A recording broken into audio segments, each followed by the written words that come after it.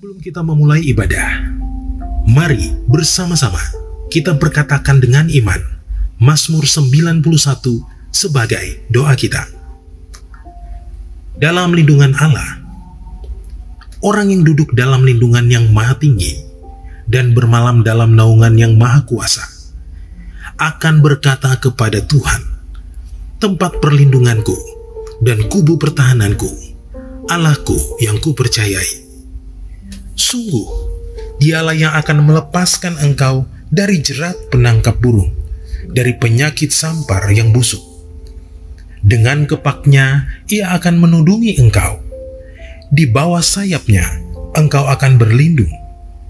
Kesetiaannya ialah perisai dan pagar tembok. Engkau tak usah takut terhadap kedahsyatan malam, terhadap panah yang terbang di waktu siang, terhadap penyakit sampar yang berjalan di dalam gelap, terhadap penyakit menular yang mengamuk di waktu petang.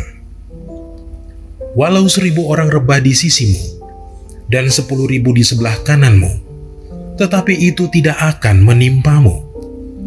Engkau hanya menontonnya dengan matamu sendiri dan melihat pembalasan terhadap orang-orang fasik. Sebab Tuhan ialah tempat perlindunganmu, yang maha tinggi telah kau buat tempat perteduhanmu. Malapetaka tidak akan menimpa kamu, dan tulah tidak akan mendekat kepada kemahmu. Sebab malaikat-malaikatnya akan diperintahkannya kepadamu untuk menjaga engkau di segala jalanmu. Mereka akan menatang engkau di atas tangannya, supaya kakimu jangan terantuk kepada batu. Singa dan ular tedung akan kau langkahi. Engkau akan menginjak anak singa dan ular naga. Sungguh, hatinya melekat kepadaku, maka aku akan meluputkannya. Aku akan membentenginya, sebab ia mengenal namaku. Bila ia berseru kepadaku, aku akan menjawab. Aku akan menyertai dia dalam kesesakan. Aku akan meluputkannya dan memuliakannya. Dengan panjang umur akan kukenyangkan dia, dan akan kuperlihatkan kepadanya keselamatan daripadaku. Sebelumnya kita mari bersatu di dalam doa, kita satukan hati. Bapa yang baik, kami mengucap syukur untuk setiap kasih dan kebaikan Tuhan dalam setiap kehidupan kami ya Bapa. Bapa yang baik, kami berdoa untuk bangsa dan negara kami Indonesia Tuhan. Bangsa yang kami cintai Tuhan Yesus, kami berdoa untuk pemimpin kami Tuhan. Kami berdoa untuk Presiden kami Pak Jokowi dan Wakil Presiden Pak Ma'ruf Amin Tuhan. Bapa yang baik, biarlah Engkau berikan hikmat yang daripada Tuhan untuk memimpin bangsa dan negara ini Tuhan. Kami percaya Tuhan Indonesia ada di hati-Mu Tuhan. Berkati seluruh jajaran menteri Tuhan, aparat Tuhan, bahkan yang melayani Tuhan dari kota sampai ke desa-desa Tuhan. Kami percaya Tuhan Roh Kudus bekerja atas mereka Tuhan. Pandemi yang ada juga di bangsa dan negara kami Tuhan Yesus, kami percaya pandemi ini berlalu Tuhan di dalam nama Tuhan Yesus Kristus. Dan kami katakan kepada COVID-19, diam dan tenanglah. Kuasa Tuhan Yesus sungguh besar bekerja atas bangsa dan negara kami Tuhan. Untuk perekonomian bangsa dan negara kami juga Tuhan Yesus, Engkau yang memulihkan Tuhan. Kami percaya Tuhan perekonomian kami Tuhan akan kembali normal di dalam nama Tuhan Yesus Kristus. Bapa, biarlah Indonesia Tuhan Engkau selalu lawat Tuhan. Kami juga berdoa Tuhan untuk Pentakosta ketiga Tuhan. Kami berdoa Tuhan biarlah Engkau pakai kami Tuhan menjadi alat-Mu Tuhan di era Pentakosta ketiga ini Tuhan Yesus. Kami percaya Tuhan gereja-gereja Tuhan akan Tuhan bangkitkan Tuhan. Generasi Yeremia akan Tuhan bangkitkan Tuhan. Kami percaya Tuhan di era Pentakosta ketiga ini Tuhan sesuatu yang besar terjadi Bapa. Biarlah Tuhan Engkau pakai Tuhan kami dimanapun kami berada Bapa yang baik. Tuhan Yesus, kami juga berdoa Tuhan untuk Gembala Rayon 1G Tuhan dan Wakil Gembala. Kami berdoa untuk Pak Johannes Raja Guguk Tuhan dan Pak Sabto Tuhan. Biarlah Bapa Engkau yang ikat mereka dengan tali kasih-Mu Tuhan. Biarlah Engkau taruh apa yang menjadi isi hati Tuhan atas mereka Tuhan untuk Rayon 1G Bapa. Berkati keluarga mereka mereka Tuhan. Berkati apapun yang mereka kerjakan Tuhan. Biarlah perlindungan Tuhan sempurna atas mereka Tuhan. Berkati setiap gembala-gembala yang ada di rayon 1G Tuhan. Keluarga mereka Tuhan berkati. Pelayanan mereka Tuhan berkati. Bahkan apapun yang mereka kerjakan Tuhan yang membuat berhasil Bapa. Berkati juga Tuhan Yesus setiap jemaat-jemaat-Mu yang ada Tuhan di rayon 1G Tuhan. Kami percaya Tuhan penuaian besar terjadi Tuhan. Kami percaya Tuhan rayon 1G Tuhan akan menjadi alat Tuhan untuk penuaian jiwa-jiwa Bapa. Dimanapun jemaat-Mu berada saat ini Tuhan, biarlah Engkau melingkupi mereka Tuhan. Yang sakit Tuhan sembuhkan, yang berbeban berat Tuhan berikan pengharapan atas mereka Bapa. Terima kasih Bapa yang baik. Biarlah Tuhan kasih Tuhan boleh selalu mengalir atas bangsa dan negara kami Tuhan. Kami percaya Tuhan gereja-gereja di rayon 1G akan dibangkitkan Tuhan. Terima kasih Bapa yang baik. Engkau pakai juga Tuhan gembala sidang kami Pak Niko Tuhan. Biarlah Bapa Engkau pakai Bapak Gembala kami ini luar biasa untuk menjadi visi dan misi Tuhan di dalam memimpin setiap kami Bapa anak-anak-Mu Bapa. Terima kasih Tuhan Yesus. Terima kasih Bapa, kami percaya ibadah kami Tuhan adalah ibadah yang luar biasa Tuhan. Dan berkat Tuhan boleh selalu mengalir atas setiap kami. Terima kasih Bapa yang baik. Dalam nama Yesus kami berdoa. Haleluya. Amin. Puji nama Tuhan. Shalom Bapak Ibu Saudara yang dikasihi Tuhan. Mari kita sama-sama bersuka cita sebab Dia Allah yang baik. Haleluya.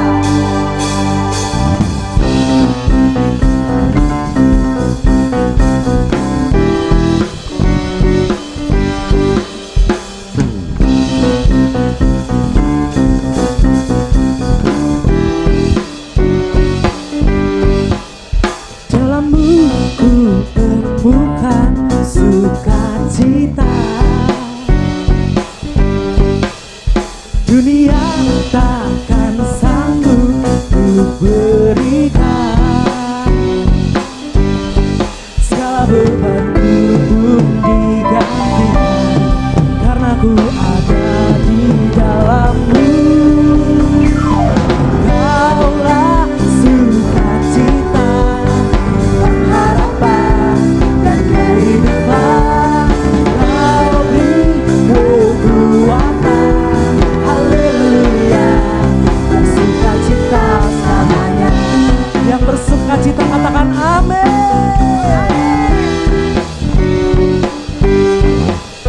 Kau ada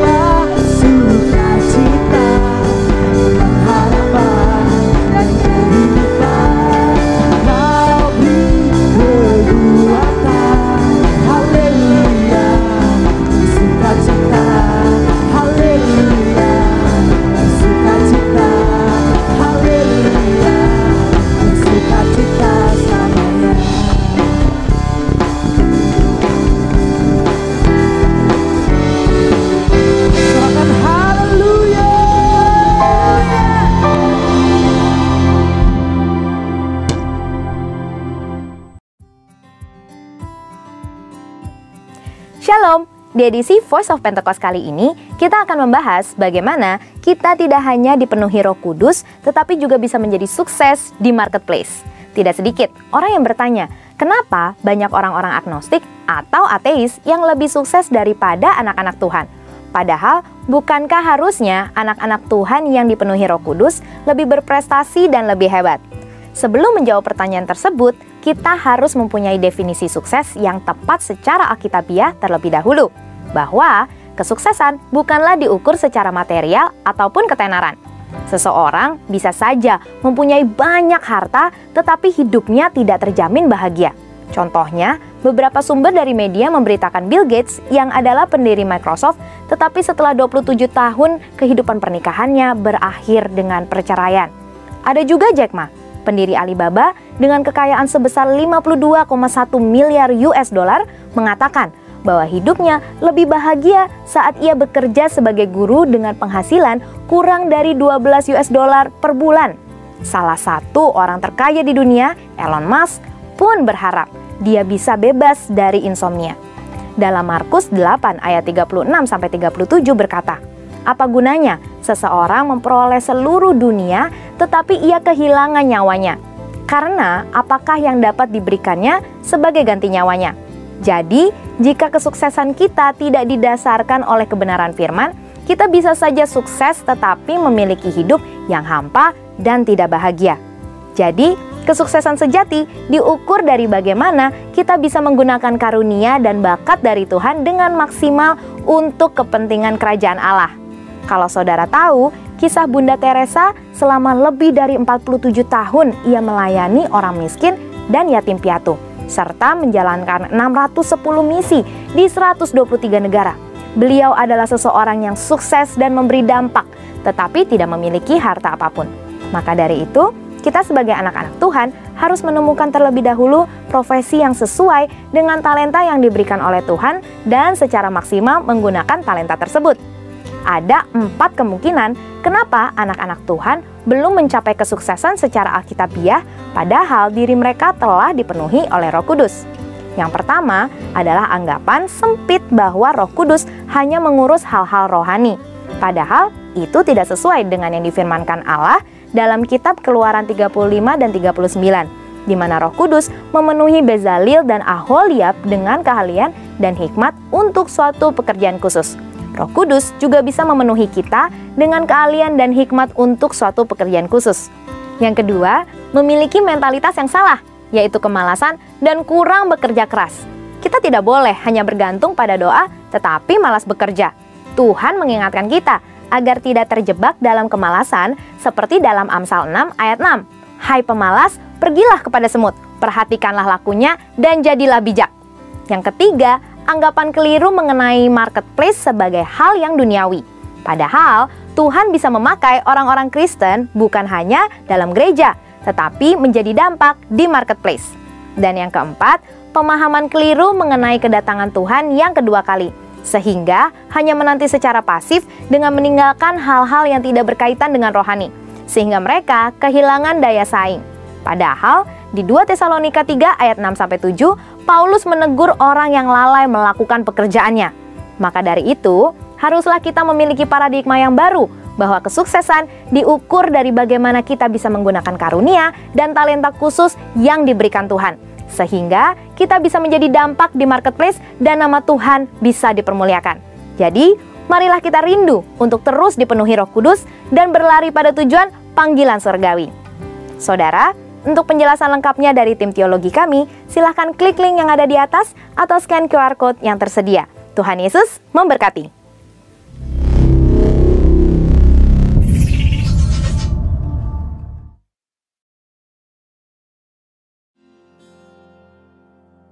Sebelum lebih lagi kita masuk dalam pujian penyembahan dan firman Tuhan, bersama-sama kita deklarasikan Pentakosta ketiga.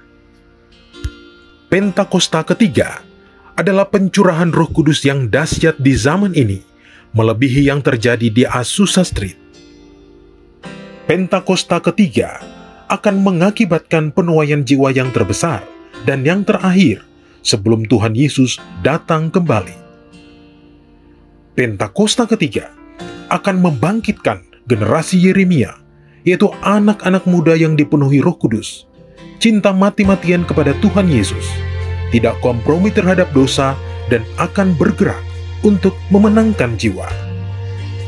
Pentakosta ketiga lahir di Indonesia dan bergerak ke bangsa-bangsa. Gerakan ini dari timur ke barat dan akan kembali ke Yerusalem. Pentakosta ketiga akan memberikan kuasa untuk menyelesaikan amanat agung, dan setelah itu Tuhan Yesus datang kembali. Puji nama Tuhan, Bapak Ibu Saudara. Mari kita sama-sama siapkan hati kita. Sebelum kita memulai, mari sama-sama kita satu dalam doa.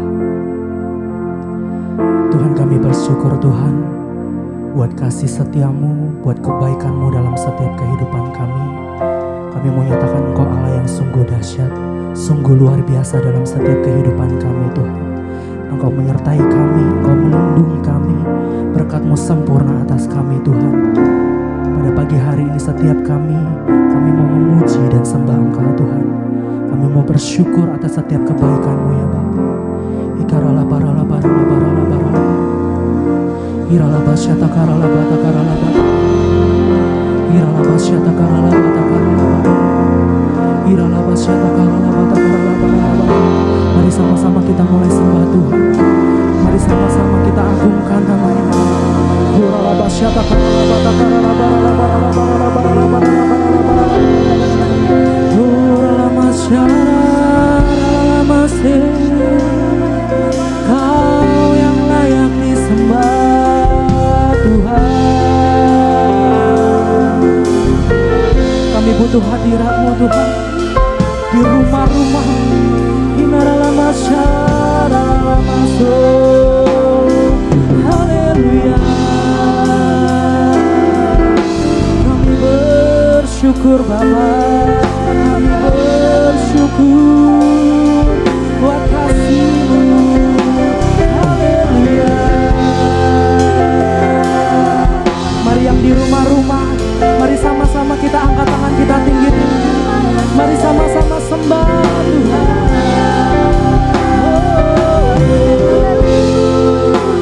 Kau ku sembah, Kau ku sembah, Kau yang layak Tuhan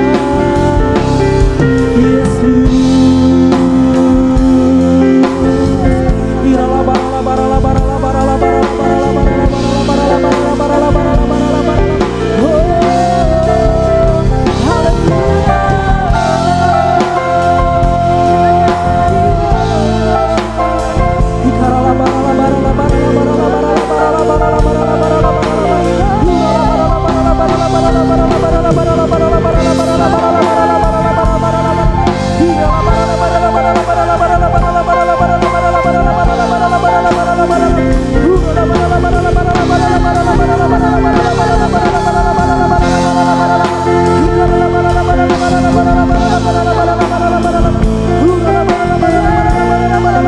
Kebaikan-Mu, kedahsyatan-Mu Tuhan.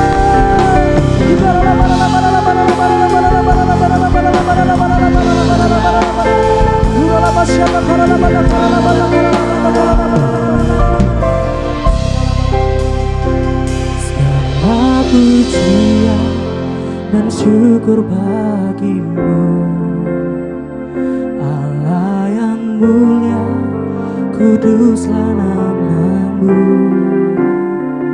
Kaulah yang awal, yang akhir dari segalanya.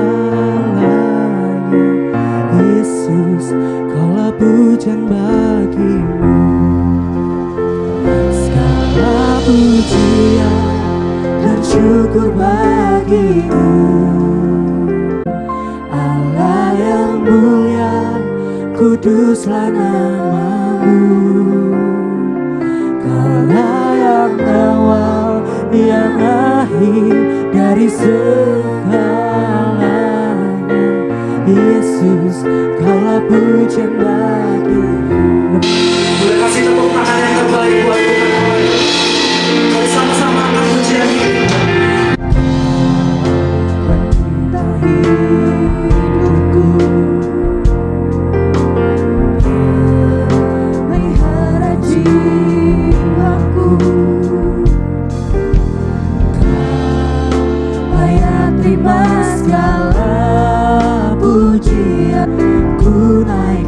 syukurku.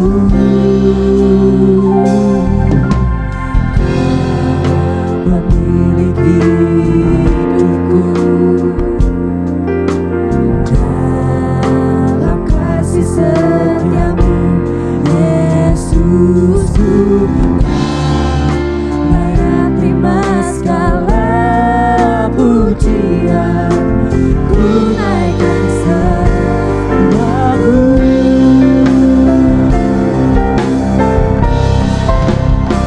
Segala pujian dan syukur bagimu, Allah yang mulia, kuduslah namamu.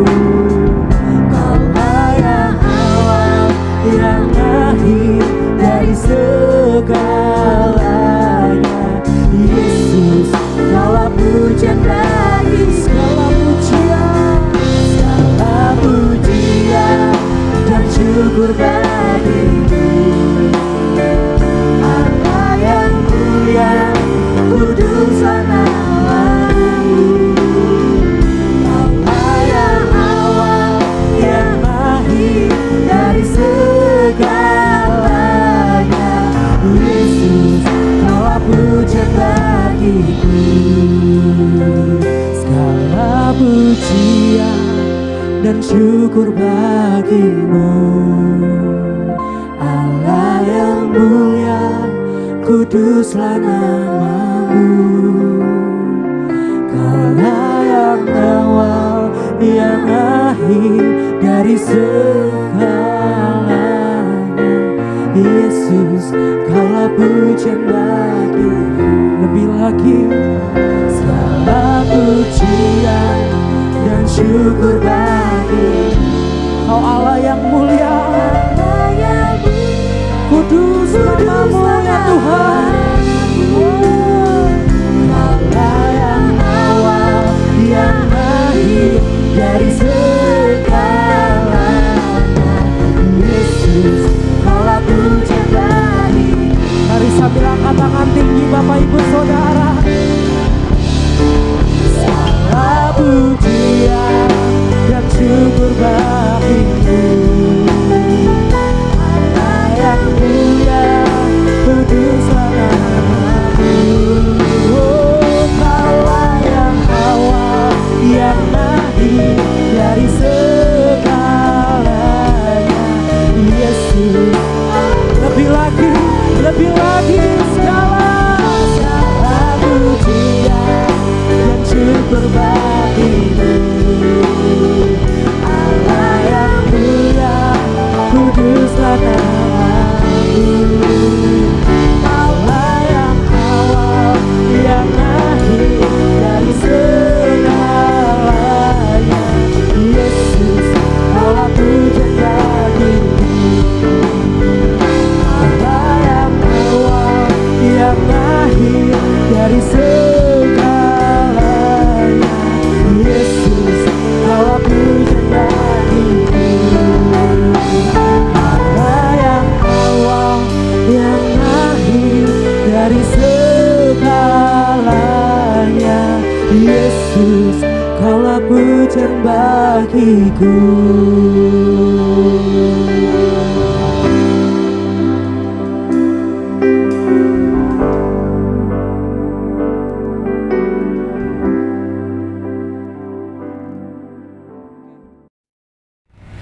Bapak Ibu yang dikasih Tuhan Yesus, terimalah salam sejahtera, salam. Terima kasih buat kesempatan yang Tuhan berikan kepada saya untuk boleh menyampaikan kebenaran firman Tuhan. Namun sebelumnya saya ingin memperkenalkan diri saya sendiri. Nama saya Haris Tumorang. Saya boleh bergabung melayani Tuhan di GD Budi Murni dan dipercayakan Tuhan lewat hambanya Pastor Thomas DPMT sebagai wakil gembala. Itu aja perkenalan kita. Baik, kita akan langsung mendengarkan firman Tuhan. Namun sebelumnya kita satu di dalam doa. Kita berdoa. Bapa kami di surga, kami menaikkan syukur dan pujian kami, sembah kami kepada Engkau, karena Engkau Allah yang hidup dan nyata bagi kami. Izinkan Tuhan untuk kami boleh terus Tuhan diperlengkapi. Dan saat ini Tuhan, biarlah kebenaran firman Tuhan itu boleh menjadi berkat dan rema bagi kami. baik yang menyampaikan maupun yang mendengarkan sama-sama diberkati. Dan kami siap Tuhan, kami undang kuasa Roh yang Kudus untuk menuntun kami. Terpujilah Engkau, ini doa kami di dalam nama-Mu, kami berdoa dan bersyukur. Haleluya, amin. Baik Bapak Ibu yang dikasihi Tuhan Yesus, bahwa dalam hidup ini kita terkadang sering mengalami yang namanya tantangan pergumulan bagi kita.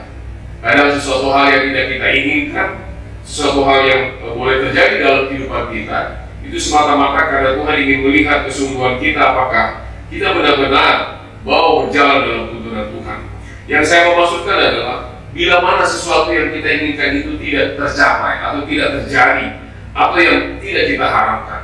Jadi saya mengibaratkan bahwa hidup ini seperti roda berputar, ada saat di atas, ada saat di bawah. Nah, firman Tuhan hari ini saya ingin menyampaikan tema tentang jangan takut untuk gagal. Jangan takut untuk gagal. Saya mengambil tema dari Ayub pasal 3 ayat 25-26.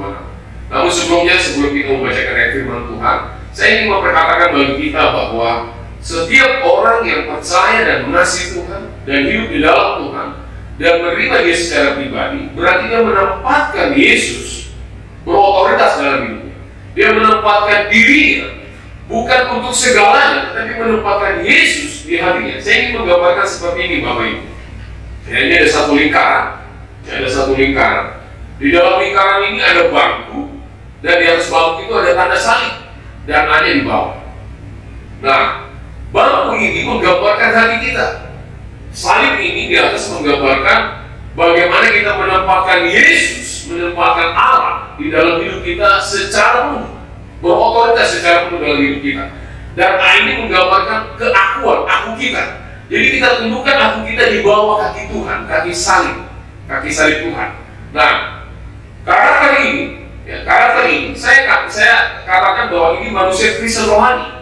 Jadi manusia Kristen rohani ini adalah berbicara tentang dia sudah mengenal, dia sudah percaya dan menerima Yesus secara pribadi di dalam hidup, secara roh maksud saya. Artinya menempatkan Yesus segala-galanya dalam hidup dia. Nah, dalam kehidupan hari lepas hari, sebagai orang percaya, sebagai orang yang mengasihi Tuhan, terkadang kita berjalan menurut apa yang tidak kita kira, yang tidak kita inginkan. Ketika kita mengalami benturan, mengalami masalah, tantangan, kita diperhadapkan dengan apa namanya persoalan hidup. Nah, ketika persoalan ini terjadi, apa yang bisa kita sikapi? Ayub pasal 3 25 dan 26 kita baca. Ya, Bapak Ibu mungkin sudah tahu kisah ini, tetapi ada yang menarik. Tokoh seperti Ayub, orang yang dikenal saleh, orang yang dikenal taat kepada Tuhan, tapi dia mengalami down sekali. Apakah hanya di bawah atau di atas? Nanti saya akan jelaskan dari gambar itu. Ya, Ayub pasal 3 ayat 25 dan 26, demikian firman Tuhan, karena yang kutakutkan itulah yang menimpa aku, dan yang kucemaskan itulah yang mendatangi aku. Ayat ini ya cukup aneh buat saya. Kenapa? Karena Ayub memperkatakan situasi yang sebenarnya tidak harus dikatakan. Kenapa? Karena dia menakutkan apa yang dia pikirkan dalam hidupnya. Dan itu terjadi. Ketika anak-anaknya berpesta setiap hari dari satu tempat ke tempat lain, ya Ayub punya anak 10, iya kan? Lalu ketika mereka habis berpesta, Ayub dipanggil, memanggil mereka. Lalu Ayub mendoakan, Ayub mengkuduskan mereka agar apa yang mereka lakukan itu, ya, itu tidak menjadi batu sandungan.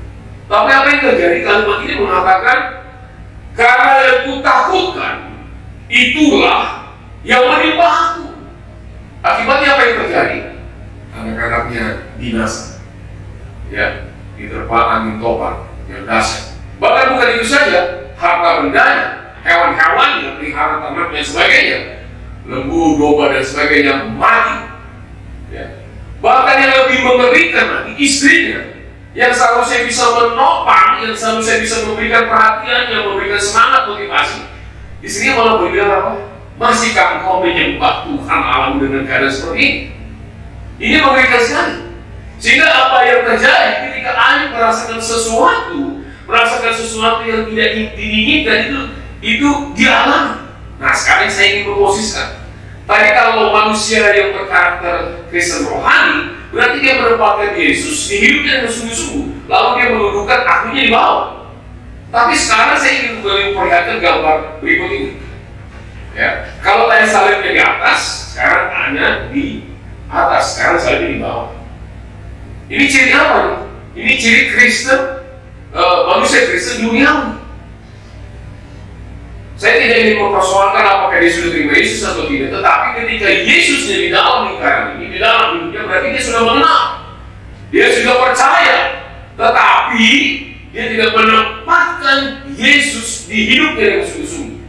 Sehingga ketika dia mengalami polemik hidup, masalah yang dia hadapi, dia menempatkan bukan Yesus yang salib di atas batu, tetapi aknya di atas.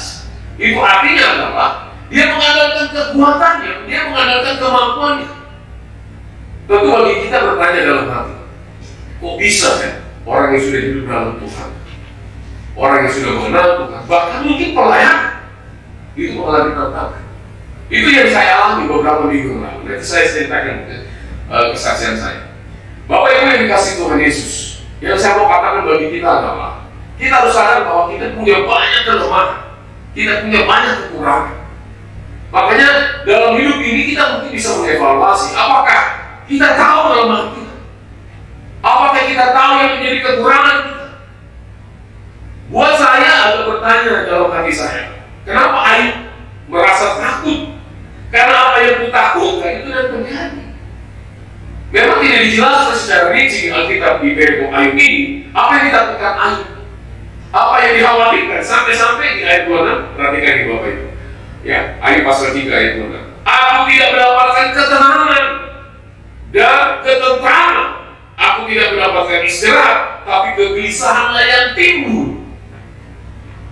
Sekali lagi saya bertanya dalam hati saya, kok bisa orang sekelas Ayub, orang yang dikatakan saleh, orang yang dipandang luar biasa, sampai 3 sahabatnya itu mengatakan, engkau dulu menopang aku, engkau dulu memberikan semangat, bahkan meneguhkan. Sekarang ini terjadi dalam hidup Ayub.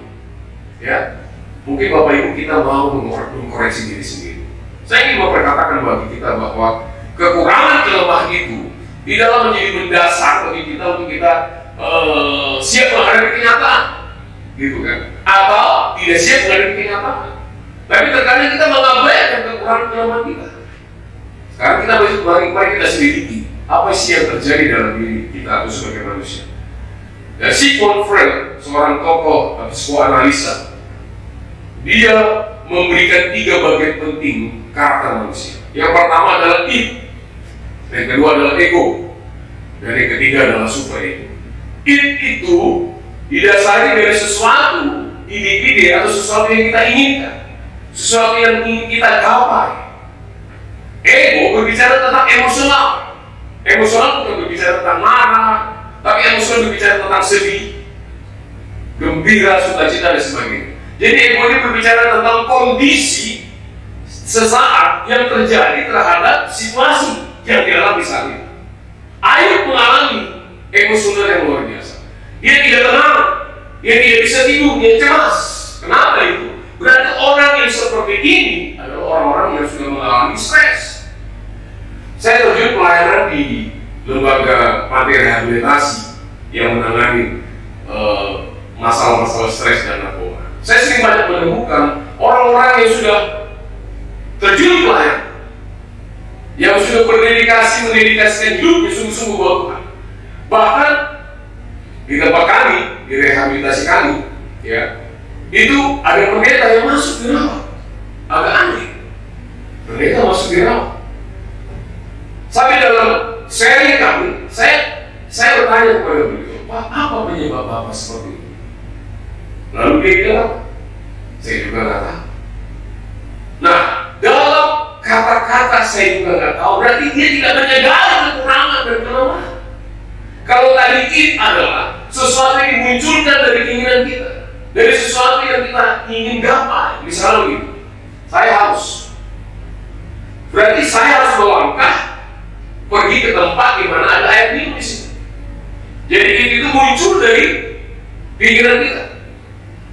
Ego berbicara tentang keinginan, rasa itu dimunculkan saat itu. Ya.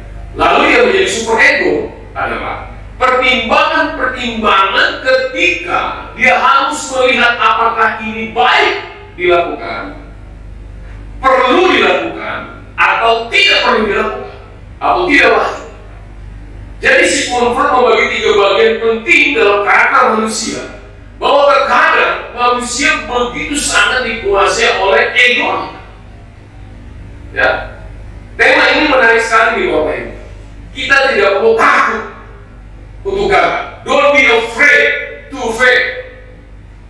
Kalau bicara tentang ketakutan, 2 Timotius 1 ayat 7 mengatakan, mari kita buka dan kita baca ayat firman ini, ya, bahwa apa yang dikatakan Tuhan bagi kita, apa yang dikatakan firman ini bagi kita. 2 Timotius pasal 1 ayat 7.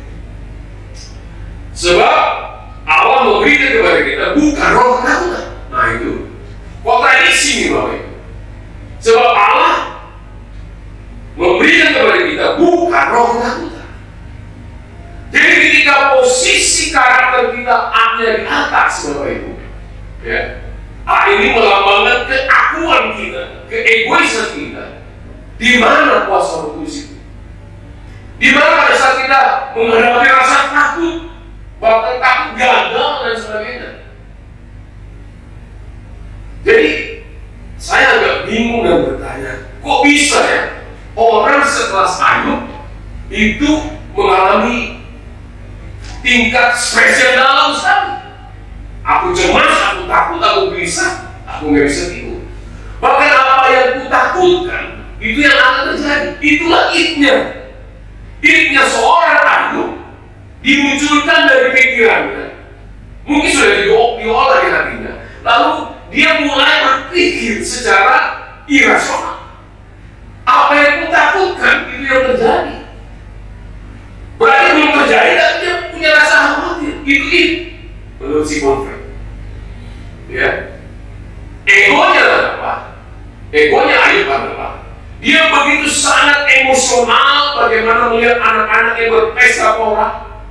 Ya, dari hari ke hari, ganti dari satu saudara ke saudara lain, dari anak yang sulung, anak yang kedua, dan seterusnya, dan seterusnya.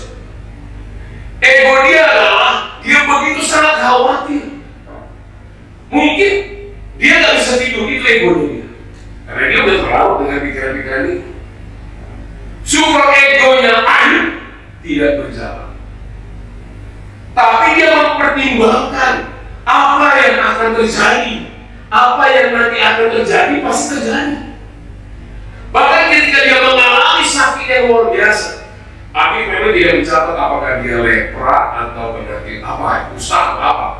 Tapi ketika dia mengambil secari keping belit, lalu dia kulit di kulitnya, dia gerus di kulitnya, itu terkelupas.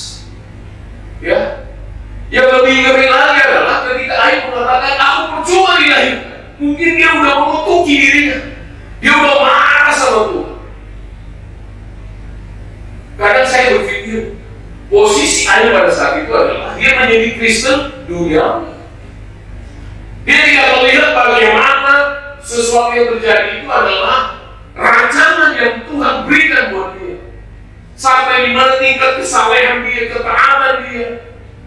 Sebagai orang percaya, bahkan ketiga sahabatnya memuji-muji dia. Kalau kita lihat di pasal-pasal 2 dan 3 dan seterusnya, Bapak Ibu, di ayat pasal yang saya bacakan tadi, itu mengesahkan bagaimana ketika sahabatnya merasa aneh, dulu kamu ini memuatkan saya, dulu kamu ini menemukan orang, memuatkan orang, sekarang ini terjadi. Bagi kita Bapak Ibu, apapun yang kita mau perkatakan adalah saya pegang firman 2 Timotius 1 ayat 7 bahwa Allah tidak pernah memberikan kepada kita roh ketakutan.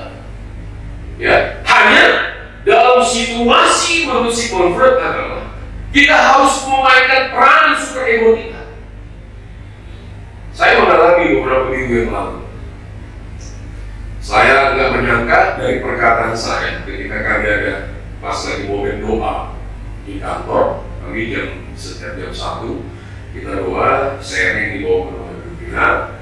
Lalu ada sesuatu hal yang mengganjal dari hati saya. Lalu saya katakan kata-kata yang membuat dia marah. Sampai saya menerima kata-kata yang luar biasa. Saya kecewa sama kamu, Riz. Saya nggak nyangka kamu mau begini sama saya. Hanya kata-kata intervensi. Ya, saya tidak akan menjelaskan lebih dalam, tapi saya ini garis besar. Pada saat saya mengalami tekanan itu, saat mengalami katakanlah penghakiman buat saya jadi nggak nyaman, gitu ya. Saya jadi nggak nyaman. Kok saya jadi begini ya? Padahal Tuhan percayakan saya di pelayanan saya, ya, di tempat pantai rehabilitasi sebagai kepala bidang doa. Tapi ketika saya mengeluarkan sesuatu kalimat, menurut si Comfort, ego saya munculkan. Saya tidak mempertimbangkan menurut si Comfort super egonya. Akibatnya berdampak naik. Oh, dia marah sama saya. Dia begitu sangat nggak terima dengan kata-kata saya. Akhirnya saya tidak sejahtera. Satu dua hari saya masih sejahtera. Akhirnya saya WA secara pribadi beliau dan saya menyatakan mengundurkan diri. Apa yang terjadi Bapak Ibu? Hari-hari saya tidak begitu tenang. Istri saya bukannya, maksud saya, istri saya malah memberikan kata-kata masukan. Kamu harus tunjukin bahwa kita ini adalah pelayan, kita ini hamba. Ya, dalam bahasa Yunani, doulos. Ya. Hamba. Berarti hamba tunduk kepada pimpinan. Apapun yang diperkatakan pimpinan, kita harus tunduk. Saya mulai berpikir, Tuhan, ego saya kok saya munculkan ya. Secara pribadi, ya, orang yang egois adalah dia tidak merasa salah. Pada saat itu saya memperkatakan hal kata-kata yang benar, tapi dia tidak salah. Akhirnya saya merenung. Seperti apa yang dialami oleh Ayub. Hari-hari dia tidak terima kenyataan yang dia alami. Dia protes sama Tuhan. Mungkin keluar kata-kata butuh. Ya, maksudnya keluar kata-kata butuh. Aku mencoba dilahirkan. Jadi dalam kondisi manusia Kristen duniawi, Bapak Ibu, kita mengalami. Kita tidak sadar bahwa persoalan, masalah yang kita alami menimbulkan konflik. Ayub sudah mengalami konflik yang luar biasa. Dia tidak bisa tidur, dia gelisah. Coba kita lihat kembali kalimat ayat 26 Bapak Ibu. Aku tidak mendapatkan ketenangan dan ketentraman. Bayangkan itu. Tidak ada kata sejahtera dalam hidupnya. Awalnya di situ. Aku tidak mendapatkan istirahat, tetapi kegelisahanlah yang timbul. Kalau sudah berkata demikian, berarti Ayub mengalami stres. Stres itu sebetulnya orang normal juga bisa stres. Bahkan lebih dari itu depresi di Bapak Ibu.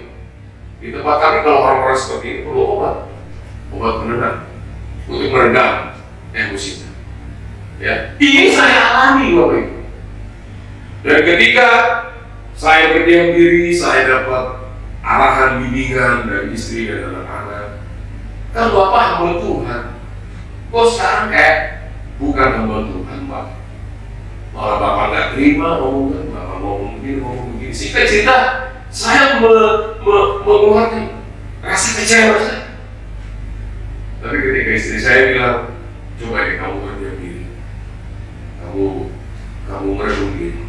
Nah, poin-poin yang saya mau katakan bagi kita Bapak Ibu untuk menghadapi situasi bagaimana kita tidak punya rasa takut, ya, tidak punya rasa ketidaktenangan itu. Ya, saya mau katakan bahwa kita harus bisa mengontrol emosi kita. Kalau kita terus bergelut dengan pikiran kita, situasi keadaan yang membuat kita jadi terpuruk oleh karena pikiran kita tidak terima, hati tidak senang seperti Ayub. Ya. Poin yang pertama saya mau katakan bagi kita harus bisa mengontrol emosi kita. Artinya adalah berdiam diri. Ayub akhirnya dapat sesuatu yang bisa menenangkan diri. Itu pun yang saya alami. Di hari ketiga, keempat saya nggak tenang. Hari kelima, sampai seminggu saya nggak bisa tidur nyenyak. Tapi suatu malam ketika saya mau tidur, saya berdoa, Tuhan, ajari aku, ajari saya, untuk saya bisa melihat diri saya. Nah, ketika saya memperkatakan ini, saya sudah memainkan super ego saya. Super ego yang dimaksud oleh Sigmund Freud adalah keluar dengan banyak hal, dengan pertimbangan-pertimbangan, apakah ini bisa kita lakukan atau tidak bisa kita lakukan, atau dampaknya apa yang terjadi, apa yang harus kita perkatakan, harusnya kita perkatakan. Saya tanpa sadar, saya memainkan super ego saya. Lalu ketika saya bilang, Tuhan, saya menyerahkan hidup saya kepada Tuhan. Saat kita bisa mengontrol emosi kita, saat kita bisa mengendalikan diri kita, disitulah kita sudah bisa mengevaluasi diri kita. Saya belum pernah mendapatkan sesuatu kata-kata yang luar biasa Bapak Ibu. Bahkan saya mengambil waktu berdoa dan berpuasa khusus untuk masalah saya. Tuhan, apa yang terjadi sama saya? Apa yang terjadi sama saya, Tuhan? Dan ketika puasa hari kedua, tiba-tiba jam 2 malam atau jam berapa, hampir setengah 3, jam 2 seperempat, ada kata-kata yang mengatakan bangun dan berdoa. Hanya sekali kalimat. Dan kata-kata itu membuat saya membuat saya jadi kaget, bukan kaget tapi wah, ini kata-kata luar biasa. Saya bangun dari tidur, beranjak dari tempat tidur, saya lihat istri saya tidurnya, anak-anak saya tidurnya. Tadi siapa ya?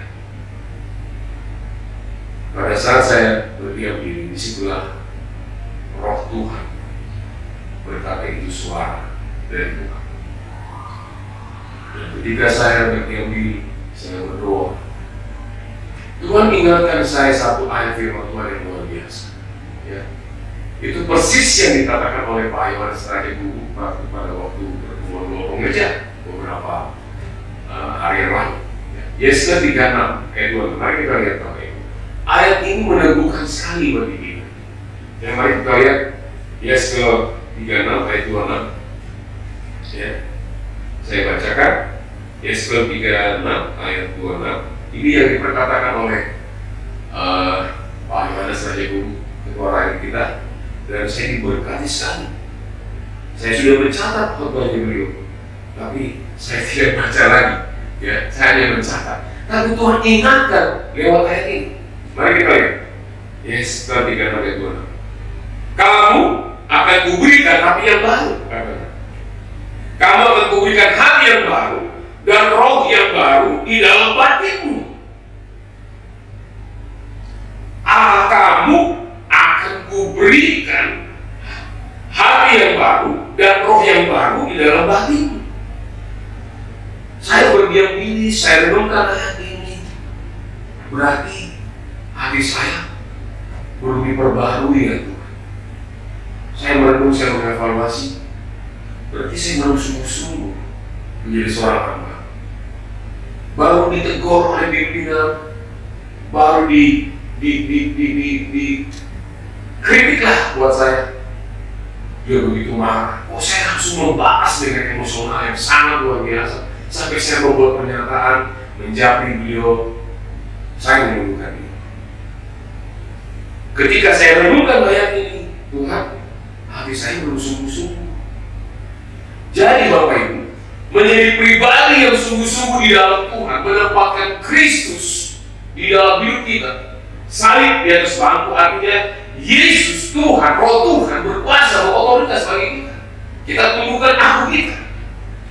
Sampai saya merenung, saya mengevaluasi diri Tuhan. Berarti saya belum sungguh-sungguh, belum maksimal menjadi hamba-Mu Tuhan.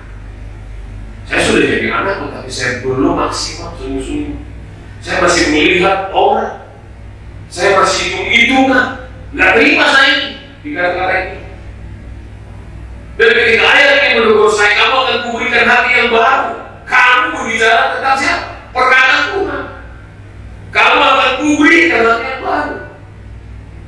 Kalimat kata-kata kuberikan ini adalah Allah selalu, Tuhan Yesus selalu peduli sama kita.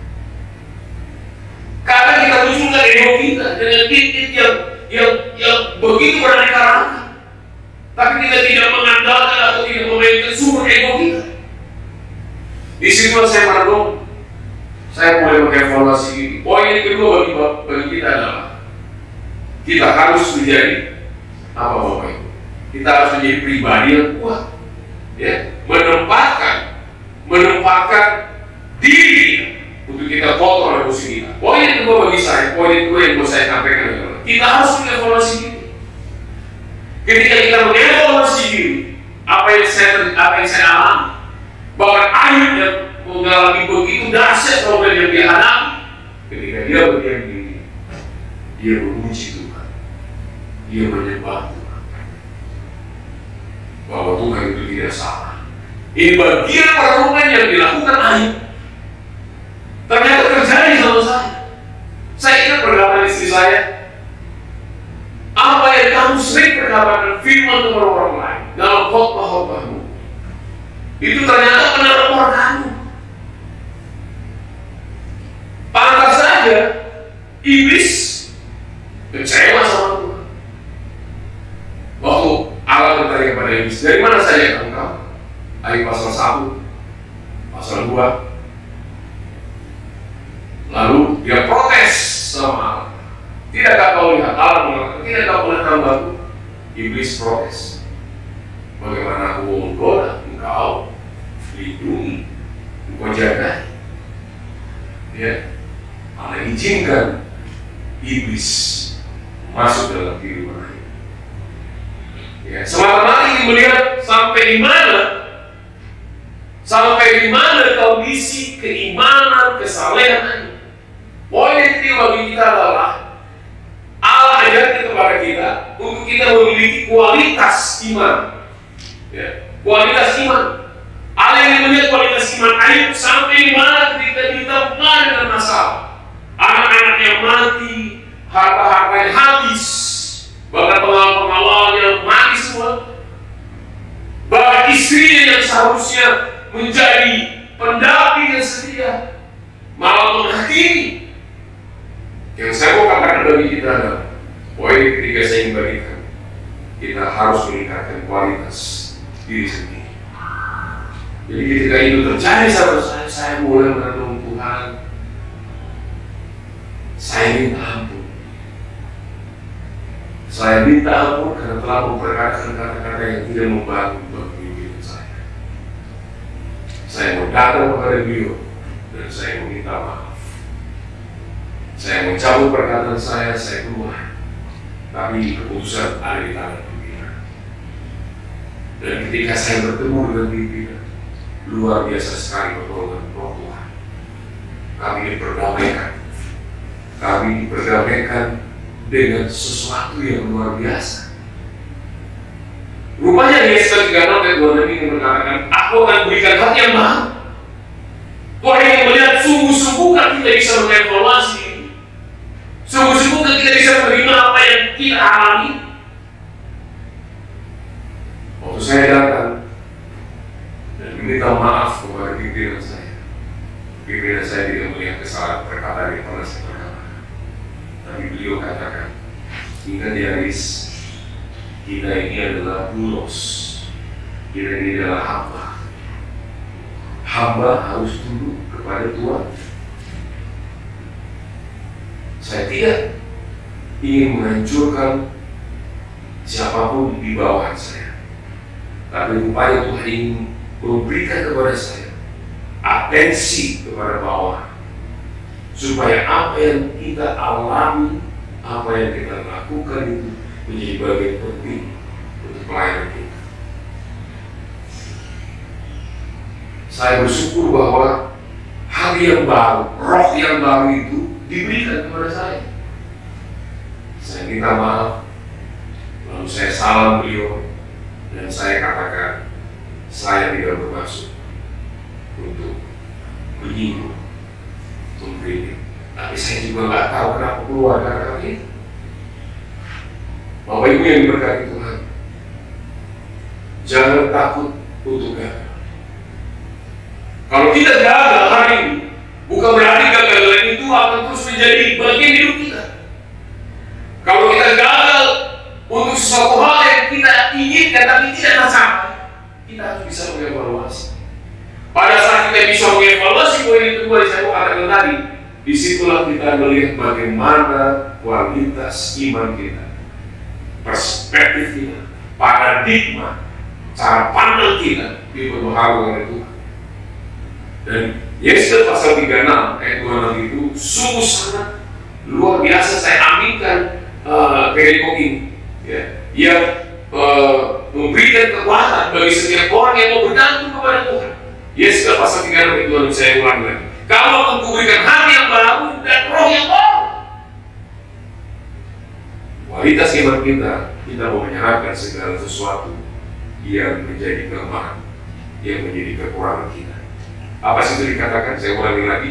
Kamu akan kuberikan hati yang baru dan roh yang baru di dalam batinmu. Bayangkan itu. Batin itu bicara tentang jiwa yang paling dalam. Berbicara tentang karakter yang tidak bisa kita lihat, tapi kita bisa rasakan pada saat kita berkata-kata, pada saat kita memikirkan, pada saat kita menganalisa. Batin, jiwa yang paling dalam. Dan aku akan menjauhkan, perhatikan di kalimat yang Bapak, dan aku akan menjauhkan dari tubuhmu hati yang keras. Nah itu dia. Ya. Berarti kita harus menyerahkan diri secara pribadi, secara total buat Tuhan. Jangan lagi akunya lagi yang memimpin kita.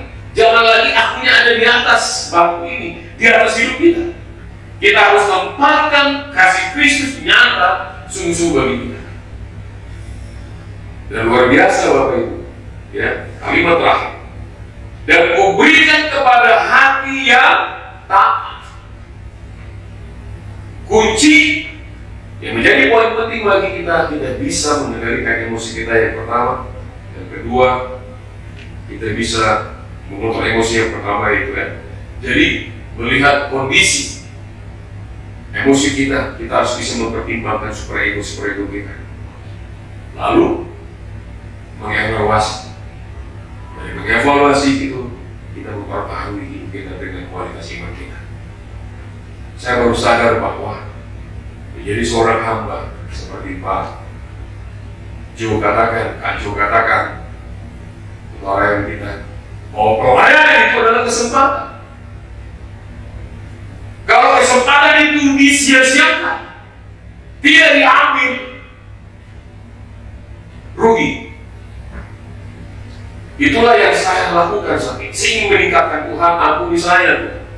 Saya sudah bersalah, saya menyesal. Saya akan datang kepada beliau untuk meminta maaf.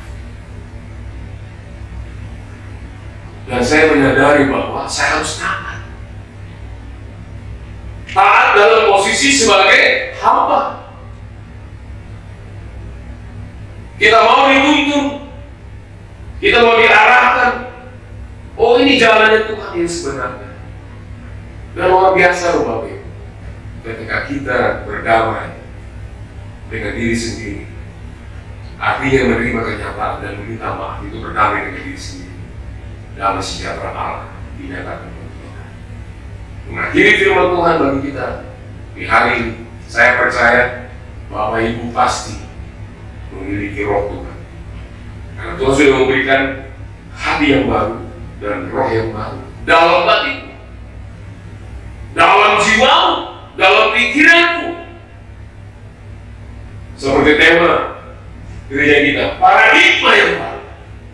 Kita buang cara pandang, cara pola pikir yang lama. Kita mau katakan Tuhan, tuntunlah.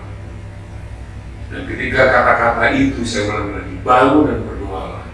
Saya dapatkan ayat ini seperti Yesaya 36 ayat 2 ini seperti yang dikatakan oleh karya kita.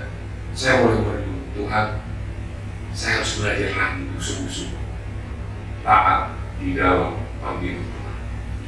Biar kebenaran firman Tuhan ini bagi kita semua menjadi berkat untuk kita semua. Mari kita satu dalam doa.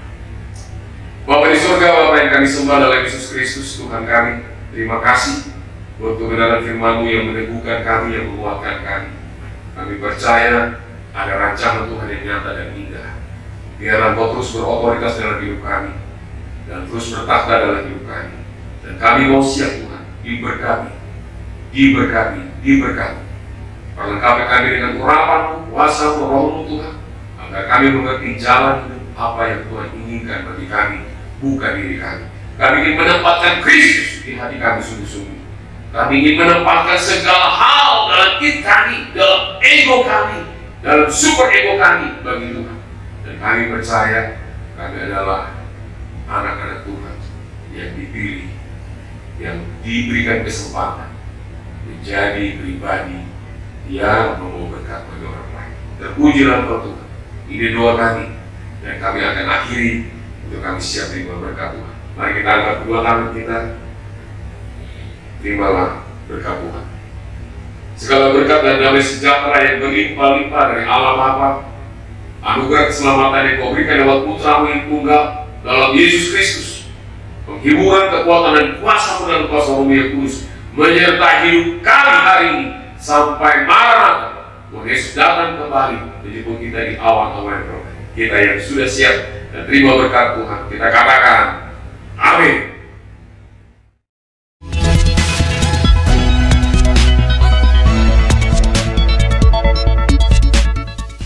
Shalom Bapak Ibu dan teman-teman sekalian. Saya akan menyampaikan informasi dari Rayon 1G.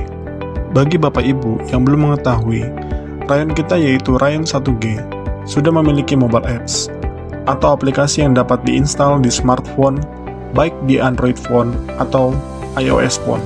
Untuk yang belum menginstal aplikasi GB Rayon 1G, dapat mendownload di Play Store bagi yang menggunakan smartphone Android atau di App Store bagi yang menggunakan smartphone iOS dengan mengetik di mesin pencarian GBI Rayon 1G. Di dalam aplikasi GB Rayon 1G, Bapak Ibu bisa banyak mendapatkan berbagai informasi dan manfaat. Contoh informasinya adalah Bapak Ibu bisa mengetahui visi dan misi Rayon kita, perjalanan Rayon kita dari awal sampai terbentuknya Rayon 1G, struktur dan cabang-cabang Rayon kita yang tersebar baik di Jakarta Timur dan Pusat, Depok, Kalimantan Barat, Bali, dan Manado.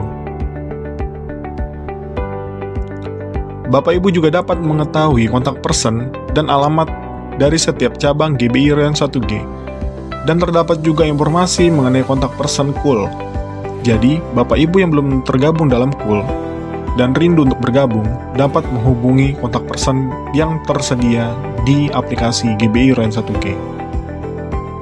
Salah satu manfaat yang akan diperoleh bagi Bapak Ibu yang belum terregistrasi atau terdaftar di cabang, dapat melakukan registrasi di aplikasi GBI Rayon 1G yang akan diarahkan sesuai dengan cabang Bapak Ibu berada. Bapak Ibu juga dapat mengikuti program pembacaan Alkitab bersama-sama yang sudah di-setup atau di-schedule di aplikasi GBI Rayon 1G. Dan masih ada lagi beberapa informasi dan manfaat yang diperoleh apabila Bapak Ibu menginstal aplikasi GBI Rayon 1G. Bagi Bapak Ibu yang butuh informasi tambahan mengenai aplikasi GBI Rayon 1G, jangan ragu untuk bertanya ke pekerja setempat yang akan membantu Bapak Ibu. Sekian pengumuman untuk GBI Rayon 1G. Tuhan Yesus memberkati.